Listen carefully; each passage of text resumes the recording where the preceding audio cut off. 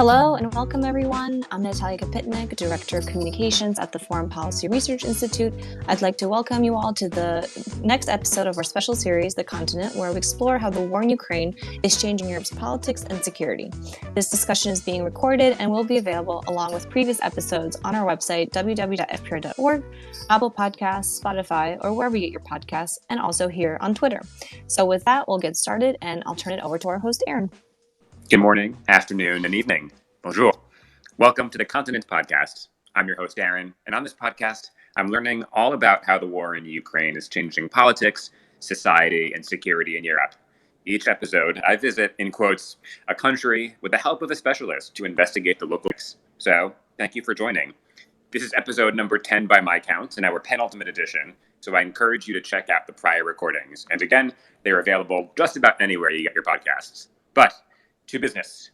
Today, we can France if we want to. I'm not apologetic about that choice in title. France has played an interesting role in the war in Ukraine, especially early on. President Macron played a very, very public role as a figure for Europe.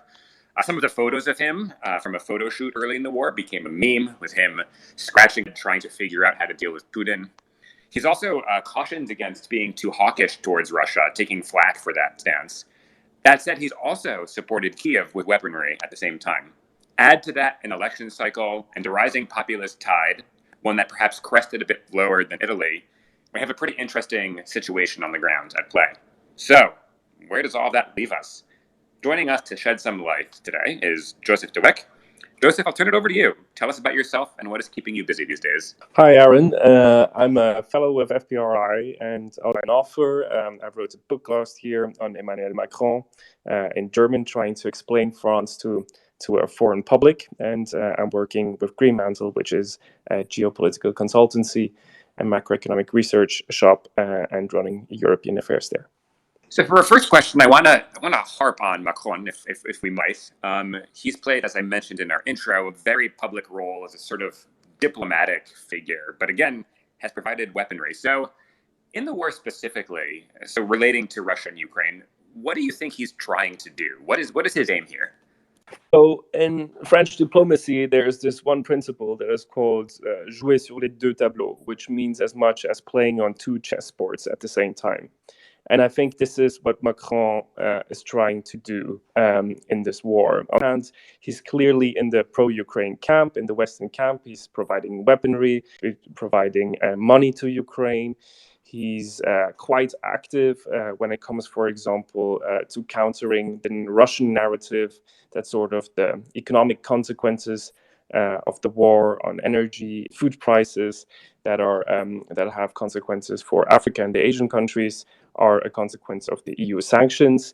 He tries to sort of what he calls globalize the war, basically tell Africans and Asians that they should care about it as well and take a stance against it. He is also trying to support Ukraine to weather this coming winter. He's, for example, organizing a conference to help Ukraine maintain its civil infrastructure and energy and other parts, so it goes through this winter. So he's clearly in the sort of pro-Ukraine camp, but at the same time, he is making sure that he keeps some contact with Putin. He doesn't want to let this slip. It has become much less than at the beginning of the war, but nonetheless. And that for two reasons. On the one hand, he's, like Germany, very much worried of escalation risks about this war extending horizontally or vertically, about a possible nuclear accident, in quotes. So yeah, he's very much worried about that. And if you look at sort of public opinion polling, this shows that this is a worry that is shared by the French. And on the other hand, he continues to say that at some point there needs to be a negotiated solution to this war. And that obviously is something that sets him apart from others in Europe who don't necessarily think that there needs to be a negotiated solution of the war, or who think that the primary driver of the outcome of this conflict is probably more the developments on the ground. Makes sense, and I think that's really, really helpful context here. So I guess another bigger question, I guess before we get to that question, because it's going to be about some of what I assume you wrote about in your book, could you tell us about your book, what you covered? So basically, it's a book that is making sort of an overview of what Macron did over the last 5 years and told to an audience. And one chapter in this book is also about this foreign policy and his sort of European stance. And what I think is quite interesting, what we're seeing in this war in Ukraine, in the lead up, and now also the war as it happens, is that the sort of European dimension or the EU dimension this war has played a relatively small role far. Macron's initiatives have mostly been French initiatives. Germany has had some of his initiatives on its own as well, but we haven't seen sort of Europeans coming together and trying to, drive response together to this war. Really, they have agreed on financing Ukraine. They have agreed in financing for weapons, but Macron hasn't used sort of this Ukraine war as a moment to really geopolitically unify Europe against the Russian aggressor and to really pull sovereignty in this kind of sense. And that is a bit surprising, but it also just shows that foreign policy for Macron remains in the end a national affair. Interesting. And just to kind of pull that string and ask a few more questions along that line. The way we've covered it this podcast, we've talked about sanctions as a very collective effort, but you're saying that as far as military aid concerned or diplomatic approaches, it has been a mostly national effort, constrained to not fully constrained, but mostly France and Germany.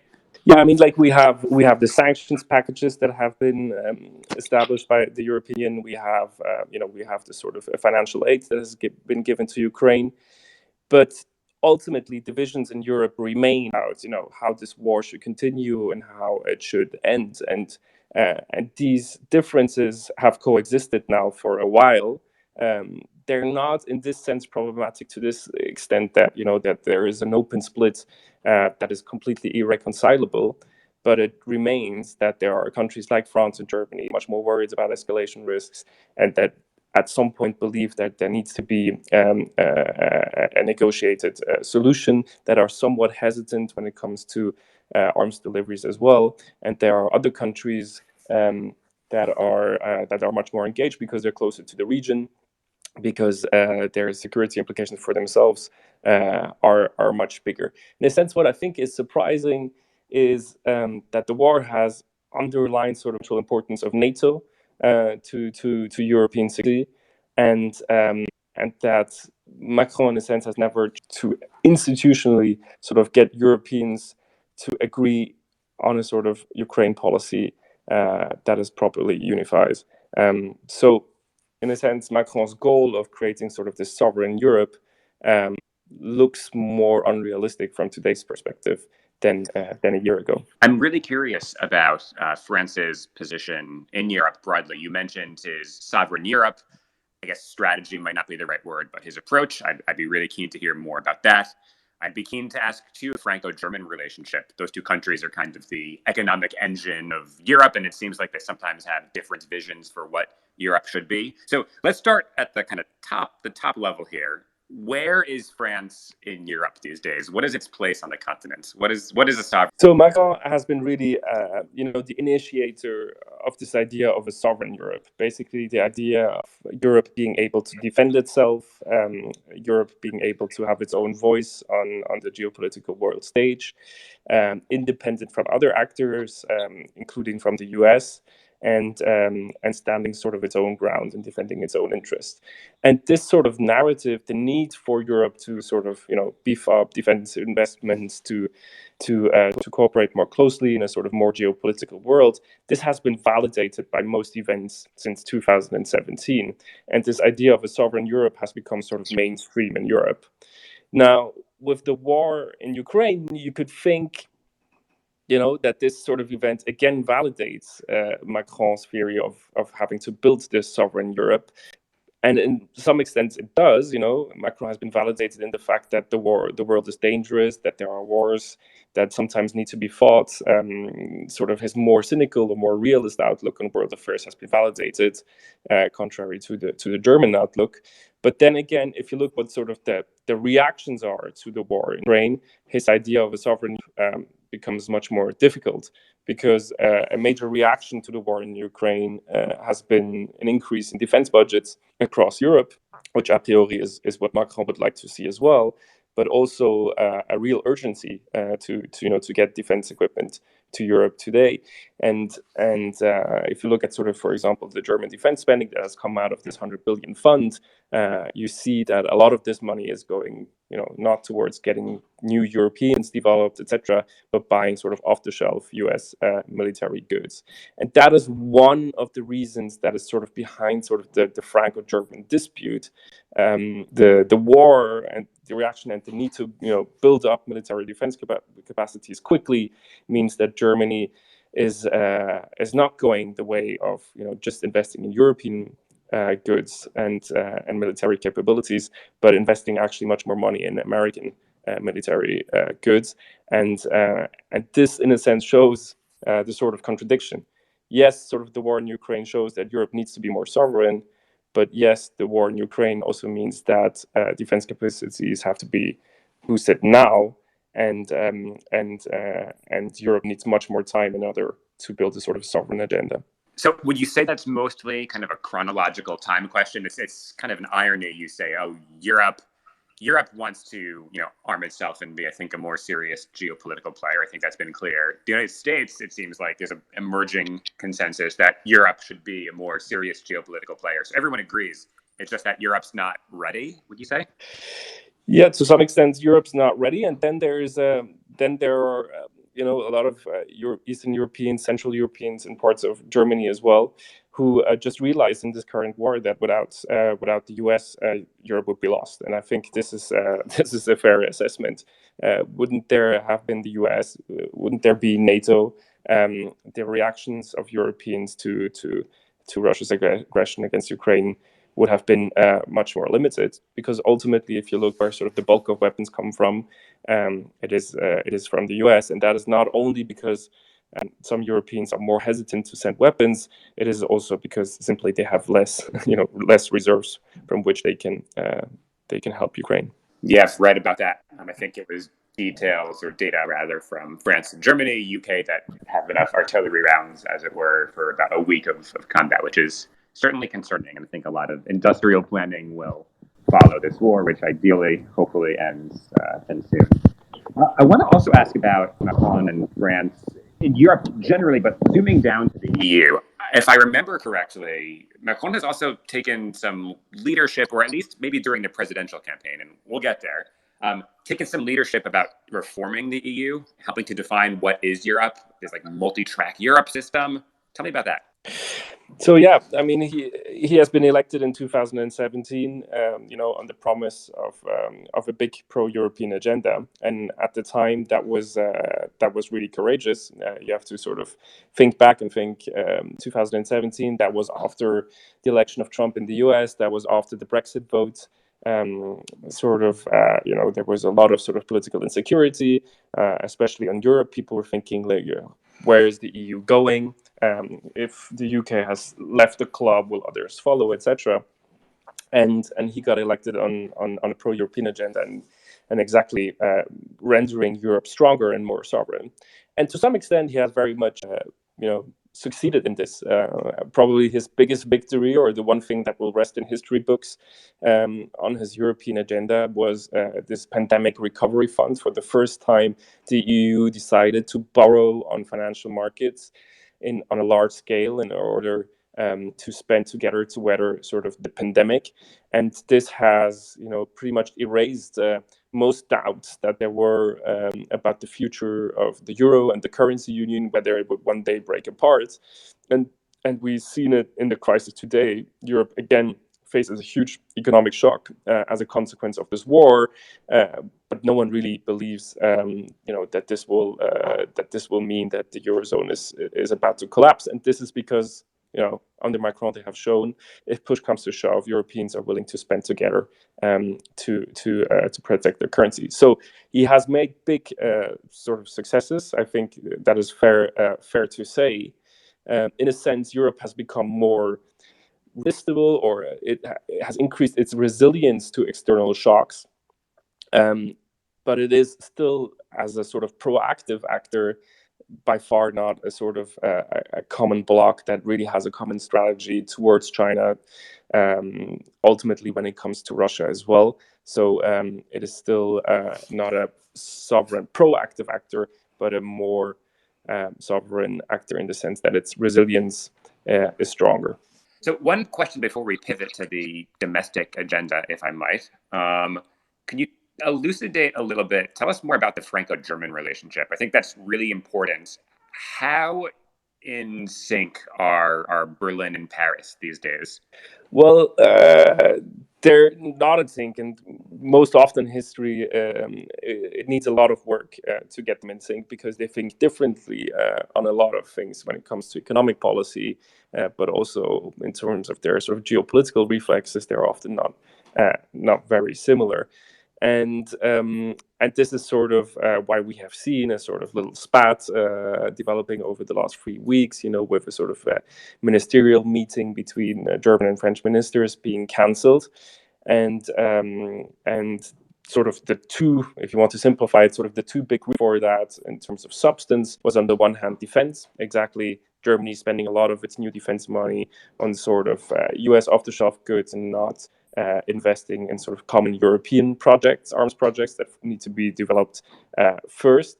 And the second big issue was the question of, supporting large companies from the economic and energy shock due to the war, and Germany being willing to spend a lot of money to do this, while other countries in Europe that have sort of less deep pockets not having the same ability to do this. So a question of, in the end, economic solidarity. Are we, economically standing together to shoulder the cost of the war or not? And this has been sort of the main dispute between Germany and France. However, I wouldn't sort of overestimate this dispute. It has helped focusing minds. If you look at this week, for example, there is not a single day passing by without German ministers coming to Paris. There is the 60-year anniversary of the Aachen Treaty, which is sort of the foundational treaty of Franco-German French after World War II. That is in January, and both sides are super eager to sort of build a big sort of common agenda until January to sort of build a new foundation for this relationship. And I think they will exceed in this. And one of the reasons they actually managed to do this is also to get some help from the US.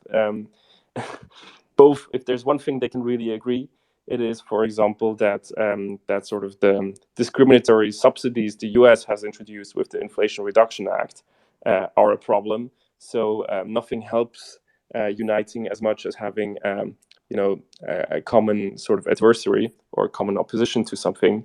And I think this is what is happening right now. So good point for transition and pivoting to our next piece of our agenda as ever. Before we get there, though, we arrive at my favorite portion of all of these episodes, the word of the day, where our guests present a word in the local language that they think in some way applies to the politics or social situation in the country. You have one for us today, yes? Yes. Well, and it was sort of it was sort of about how the war is perceived in France today, and sort of the French word for it is the same as the English word. It is normalisation. And if we think about how the French think about the war today, they think about it as it is just a fact of life, in a sense. It is no more sort of front page news all the time. If you look at polls, for example, 45% of the French think the war will last until next year. Another 45% think it will last until 2024. In a sense, the French have come to accept that the war is there and will last. And to some extent, Macron is responsible for this. Contrary to Scholz, for example, he was quite early in giving speeches and telling the French, this war is here. It's going to be long. It's not going to be over shortly. We will also have to pay an economic price in order to support Ukraine. But this is the price of freedom. And here again, you see like an example of where Macron is quite open in his support about Ukraine and proactive compared to other countries. Scholz, for example, he has never given sort of a speech where he has clearly said that Germans need to, feel the economic pain in order to support Ukraine. He has never linked these two explicitly. Curious about that because this has become a topic for a lot of political parties on the more populist end of the spectrum here, and I think this came to bear in France's most recent election cycles. We saw ultimately not quite a squeaker, but a pretty close presidential race, and similar results in parliament. So I guess I would ask, just first, we can get into the parties, what they stand for, what the risks are, but how strong is populism in France these days? Well, I think that there are two ways to look at it. If you look at the second round of the French presidential election, Macron won 58 to 42%. So that's quite a big margin. We're not in a sort of polarized society where you get like 49, 51% results. Sort of being the non-populist still makes you win by a large margin against the populists. But nonetheless, if we look at sort of the first round results of the French presidential elections, you see that populist parties like the far right RN or sort of the left wing France Insoumise, they've made more votes than they've done in the past. So they've made more votes than 5 years ago. And you see that their sort of discourse is sort of the far right populist discourse is increasingly becoming mainstream. If you think about migration and crime, and that other sort of mainstream parties are picking them up. So I would say, yes, they're sort of gaining ground when it comes to discourse, but overall, France is still, due to the sort of architecture, its electoral system with these two rounds, it's still relatively far away from being in a situation where a truly populist president can win power. 42% is still 8 points short. And in a sense, this year's election was the election for Le Pen to win. It was the best shot she could have, because the French, they usually don't really like to give their presidents a second term. At least this has been the case over the last 20 years. And they usually like to give someone else a chance. So Macron being there for 5 years, fighting for a re-election, that was the chance where Le Pen could count on the everything but the incumbent factor to finally break through the glass ceiling. And it didn't work out nonetheless. So I want to ask about the way some of these political parties are positioning themselves. I don't want to say in power, because they're not in the government, which I'm reading candidly on Wikipedia right now. They're minority government currently operating. But one of the dynamics I learned about last episode with Italy is that some of these populist parties, as they've gained more traction in parliament, have both mainstreamed far-right views, but also moderated some of their positions. So what do we see from these opposition parties? We'll talk about kind of some of these specifics, but what do we see from the populist opposition parties about Ukraine and kind of these mainstream issues relating to Europe? Have they moderated at all? Yeah, I think they've moderated. Like the far left and the far right, they've had this discourse before the war that there will never be a war. That it is if Russia is worried, it is about, to some extent, NATO expansion. And so they were basically buying into sort of this Russian logic of Russia having to be scared, and they were advocating sort of this classical French Gaullist position of France having to have its own independent foreign policy and being able to talk to Putin and not being put itself into sort of a Western bloc led by the US. So in a sense, the opposition parties before the outbreak of the war, they were sort of kind of on the same line as Macron. They didn't really criticize him either. They said it was good that Macron was talking to Putin and trying to avoid a war. So there wasn't that much disalignment. And then once the war broke out, suddenly these two parties, sort of the far right and far left, they were just proven wrong in front of everyone's eyes. And the same sort of person that a week ago said Russia would never attack, it's impossible, this is all just fear-mongering by the US, etc., was proven wrong. So they've both had to change their position. both now support Ukraine. They support weapons deliveries to Ukraine, but the far left and the far right, inherently they have a sort of a pro-Russian bias to some extent as a consequence of a sort of anti-American bias they have themselves. I'm not too worried about that because the next presidential elections are only in 5 years, and in France it's really the president that sets foreign policy on his own.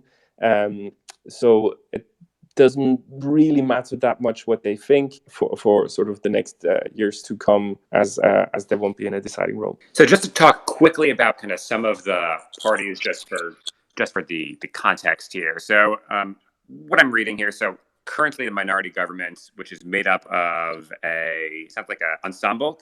They so far, and this has been an issue we talked about in Italy, even with the populist government, that coalition looks stable at present. So basically in France you have the president who's directly elected, and he stays for 5 years no matter what. And then you have parliament, which has which also elects a prime minister, a government. And there you have a sort of minority government by Macron's party Ensemble, and this government is sort of inherently unstable in the sense that it has only a minority. So at some point, it is possible that sort of a motion of censure that Parliament will vote down the amendment, potentially at some point triggering snap elections. So this is unlikely to happen, over the next couple of months, because parliamentary elections were only in June, and because Macron's sort of centrist Ensemble party can rely on sort of the partial cooperation of other centrist parties to pass the budget or pass single laws. But it is a risk that over the next couple of years, at some point, this government might collapse. However, it won't collapse over Ukraine. It would collapse over sort of a domestic political measures such as pension reform, something like this. Has the government been able to secure votes from parties and representatives not in the coalition? Yeah, it has. I mean, in two ways. Either it has been able to secure votes and pass things, with a majority, and then there's the second possibility, which means there's an article that allows the prime minister to rule by decree or to pass a law by decree, and this can be overturned if a majority of Parliament reverses that decision of the Prime Minister. And so far, every time she has passed a law by decree, the opposition has not unified to vote down these powers.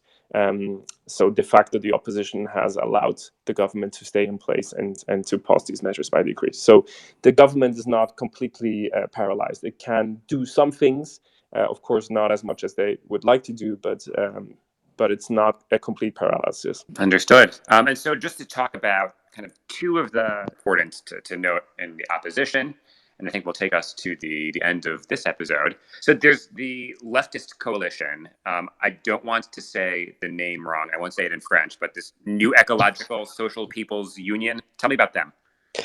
So NUP is basically an alliance of all sort of left-wing parties there are in the country. The biggest faction in it is France Insoumise, which is sort of the most left-wing faction. But you also have in there the Greens, the Social Democrats, who are part of that as well. And particularly on sort of the issue of Ukraine, this sort of faction or this alliance is very much split. You have the Greens and the Social Democrats, who are historically very pro-Ukraine, pro-EU, pro-NATO, whose support for Ukraine is sort of beyond doubt. And then you have the biggest part of that faction, France Insoumise, which historically is more sort of, independent France, possibly leaving NATO, more sort of pro-Russian in its instincts, although they have changed their position as well. So that is sort of the left-wing alliance. It was an electoral success. They got a lot of votes and seats in parliament. But on the issue of foreign policy, there remain big differences between the single components of this group. And then the other, I think, critical piece of the opposition now, just following from the news, is Le Pen and her national rally. So where does, I guess, the election result, as you mentioned, I think made some people nervous, seeing how close it was initially, and then wound up not being a particularly close result. But a pretty good performance in Parliament. I think it's their highest vote share ever, if I'm not mistaken. Where does that leave Le Pen? Stronger, weaker? Is there pressure for her to step aside? Other populist leader now? What is her status? So Le Pen was, in a sense, very much weakened after the presidential elections because she only made 42%. If you look at polls ahead of the election, they were having her higher than that, and it was her third time that she was trying to run as president, and the third time she lost. So there was a sense of, she tried 3 times, she doesn't make the cut. The French don't want her because she's called Le Pen, because she comes from this dynasty of French far right political family, and she may have to step aside, and there is maybe another future for the far right, maybe with new figures like Eric Zemmour or others. But then in the parliamentary elections in June, Rassemblement National made a better score than ever before, and importantly, it managed to sort of break the glass ceiling in a couple of constituencies and win runoff elections against centrists or against left-wing candidates. And that the extent to which this happened was a relatively new thing, and this has strengthened her again in sort of within the far right camp.